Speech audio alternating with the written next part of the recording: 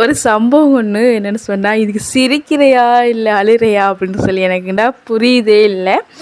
என்னென்னு சொன்னால், இப்படித்தாங்க அந்த அஸ்வஸ் மரிச்சு தானே கிவார்னு சொல்லுவாங்க. அது வந்து கொஞ்சம் இந்த கொடுக்குற டைமில் வந்து வராதவங்களுக்கு வந்து பாருங்க அப்படின்னு சொல்லிடுச்சாங்க.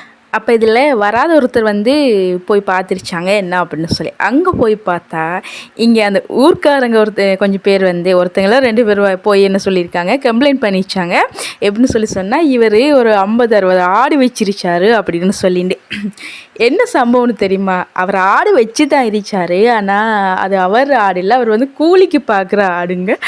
இதுக்கு வேண்டியா இது எந்த ஆடு இல்லை, இது எந்த சொந்த ஆடு இல்லை அப்படின்னு சொல்லி ஒவ்வொரு ஆட்லேயும் எழுதி ஆடாக வச்சலுங்க. பார்க்குறதுக்கு அப்படித்தாண்டா இருந்துச்சு.